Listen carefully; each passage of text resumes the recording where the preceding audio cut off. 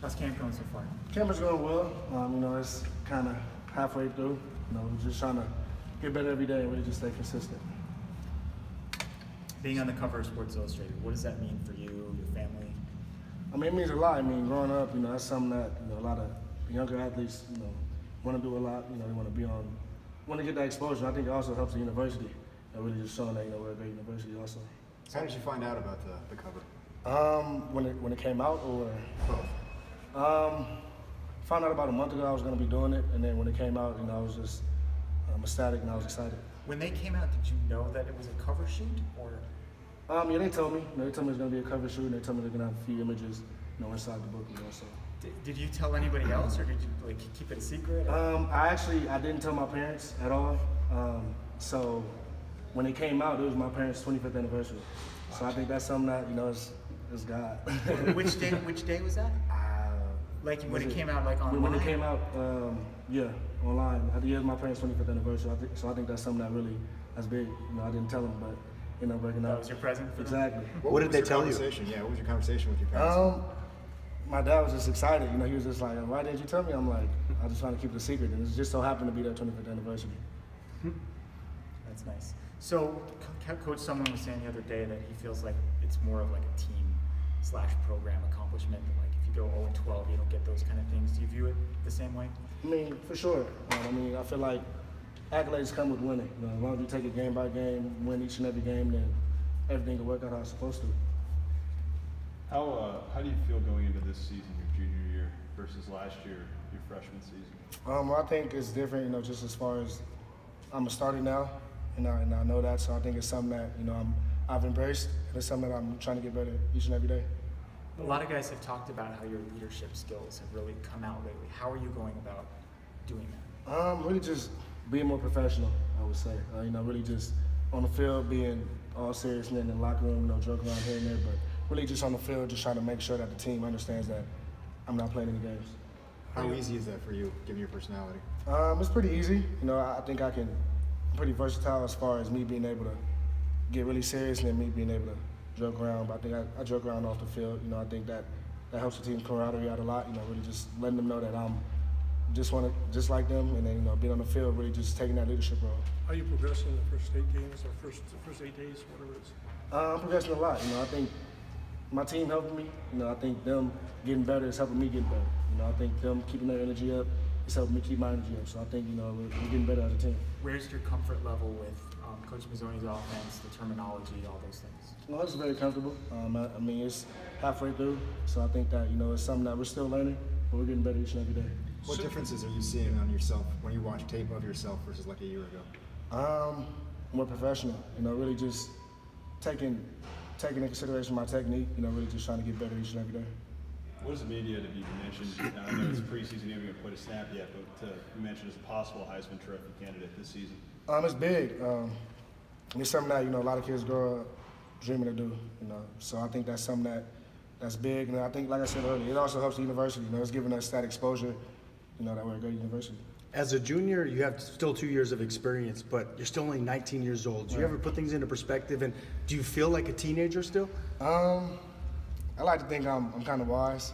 I like to think I have a lot of knowledge, if you ask anybody. So I think that, just trying to get better each and every day, trying to grow as a person.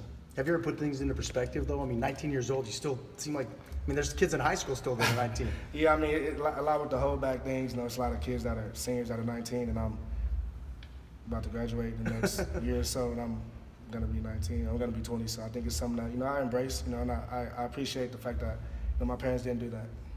How much involvement and input does Coach Sumlin have in the quarterback room? Does he come in there a lot? Does he pop his head in?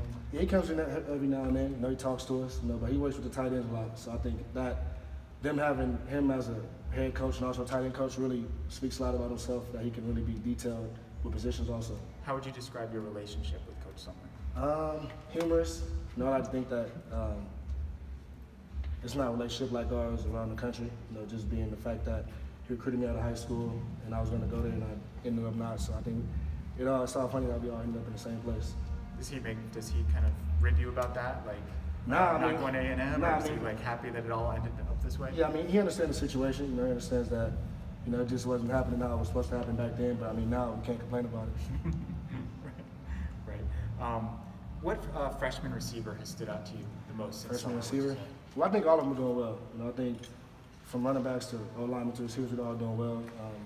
Have a lot of young guys that are, you know, really starting to show that they can play at the next level. You know, I always tell those guys, we just keep on getting better because, you know, with you being in the game, that shows that the coach, you know, trusts you.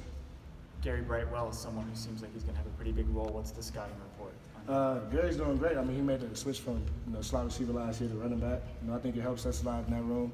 You know, just giving us a guy a little bigger than JJ, but, you know, can do just about the same things he can do. What quarterback's behind you? Attention, a distraction? Not at all. I mean, it's something that, you know, I embrace. You know, I've never been the type to cave in. You know, I always embrace the situation that I'm in and really just trying to get better each and every day. And are you concerned at all about being built up, like you might be getting set up for a fall or the SI coveraging, something like that? I mean, I don't pay any attention to that. You know, I'm going to do me each and every day. You know, I think all that's politics. You know, I think that as long as I get better each and every day, then, you know, I'll tell my story. What did your brother say when you called him and told him about the cover? He was surprised. He was like, "That's dope." You know, it's crazy. You know, just being from the inner city, you know, and not actually being somebody that's on the cover is something that's pretty big. How have you improved individually to get ready for this year? Leadership. Like I said, I think that's what all great teams need. I think if you have a great leader, then you're gonna do pretty well, just as far as getting better each and every day. Because that's all it's about. You know, teams that don't do well, they don't have that strong of leadership. So I think, you know, we have a lot of core guys that are doing well and really just leading and, you know, leading the way. What quarterbacks behind you have stood out? All of them, like I said. I mean, from offensive line, the receivers, running backs, they're all doing well. Kahari Lane's doing well. Tovar's doing well. Luke's doing well. Ray Rodriguez, they're all doing well. Really just, you know, they're young guys, so it's something that's new to them. So I think, you know, them just taking it day by day is really getting better. That room's a little more crowded than it was maybe a year ago. Huh? Yeah, it's a lot more people, but I mean, that's something that, you know, it's going to happen. That's college football. How would you Are you describe? thinking all about going pro? Are you thinking at all about the NFL? No, I'm taking it day by day. You know, really just trying to get better each and every day. I'm not focusing on the future because when you think too far ahead, that's when, you know, things don't go your way. So I'm not taking it day by day and really just trying to get better. Is there anyone on defense who kind of jumps out at you in practice, or someone who kind of like regularly breaks up a pass or is getting into the backfield, or that you notice a lot? Well, I mean, the energy on defense is great. You know, I think they're all doing a great job in being aesthetic and really just, you know, being competitive because that helps us out. You know, but I think a lot of defense are doing well. We have a lot of returning guys. We have a lot of guys that are, you know, young, that are, you know, making plays. I think that all helps a lot and going to be pretty good. Do they seem like they've kind of made a jump? A lot of those freshmen last year who are now sophomores, like Colin and Tony and Kylan. Yeah, for sure. I think they're more in tune. I think they actually, you know, realize the position, the situation that they're in, and realize that the leadership that they have, and realize, you know, how much power they have. What does the offense need to accomplish over the next few weeks to get ready for BYU? I would say just get better each and every day. You know, like I said, you know, as far as receiver group, quarterback group, running back group, you know, really just getting better each and every day, and I think we'll end up where we're supposed to be at. How do you assess where this program is as a whole in your third year here with the Wildcats versus where you were, maybe where they were 12 or 24 months ago? Right.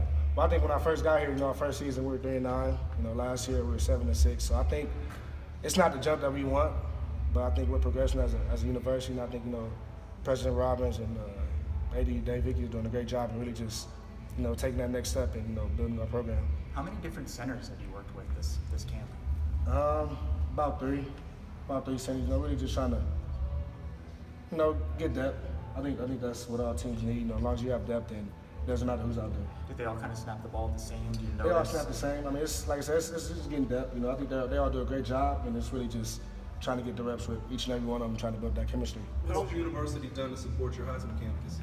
They've done a lot. I mean, they put me in a great position to really thrive. You know, getting a lot of exposure. You know, like I said, I don't pay a lot of attention to that, but it's something that, you know, I'm aware of. You know, just as far as being around my coaching staff and things of that nature. You getting a lot more media requests? I'm not even sure. Like I said, I'm not even worried about that. I'm really just trying to get better each and every day because I think, you know, as long as I do well on the field and perform, then, you know, things will come. How's your body changed? Has it been bigger, stronger? I like to think I got bigger. I like to think I toned up a little bit. We're just getting in shape. And that was the main thing that, you know, that's stuck with me, you know, since I've gotten here. What was the biggest thing you learned from Peyton Manning? Really just how serious he is. You know, how into the game he is, how much mental notes he takes, and really just what he sees on the field. Did you have conversations with him and Eli? Archie? Or? I talked to Eli for a little bit. No, I had a lot of conversation with Archie. You know, it's a camp of 40 quarterbacks, so I think it's kind of tough to talk to one person. But I mean, yeah.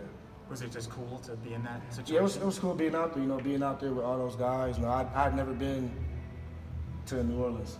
You know, going to a camp out there, you know, it's different. You know, being a lot of SEC quarterbacks, ACC quarterbacks. As far as the other camp I went to, the Steve Clarkson camp in California, was a lot of West Coast quarterbacks. So it was different just seeing the nature. Was there anyone you were particularly excited to meet besides the Manning?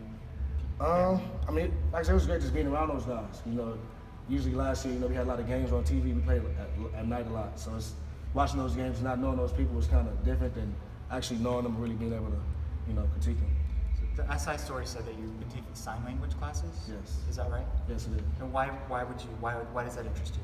I think really because I think that's something that, you know, it's not a subject that's really touched on a lot. You know, I think that's something that, you know, people should take more consideration into because a lot of people, you know, have those problems. So I think it's something that, you know, a lot of people should do. Have you been able to utilize it? You can use like later in life? Yeah, for sure. I mean, I think that helps out a lot because I feel like not a lot of athletes are, you know, taking that role and really just trying to, you know, help that community out. So I think that's something that's big. The story also said that your grandmother's had breast cancer twice and survived it twice. Right. Is that right? Yes, it is. What sort of inspiration is that? I mean, that really just speaks on, you know, how I am as a player. You know, really just trying to not let anything knock me down because, I mean, breast cancer, that's something that's serious. So I think me getting a little knack or injury, that's something that, you know, you can get over. Do you think about that sometimes? Like my grandmother overcame stuff that's way worse than whatever. Yeah, for sure. I mean, I feel like, you know, anytime somebody's down and it's always people going through problems. So, I mean, you can dwell about it, but if you dwell about it, then, you know, somebody's going to pass you up. Let's take one more question. The really big news today was that they're going to serve EGs in the stadium this year. Okay. Have you partaken of EGs, and do you have a favorite flavor? I've been there before, and I'm aware that they have different flavors of the month, I believe, flavors of the week. So I think that's something that, you know, a lot of people are going to, you know, be excited about. They have those in California? No, they don't. What flavor did you like here, though? Which ones did you try? The flavor of the month, whichever one that is, I don't know.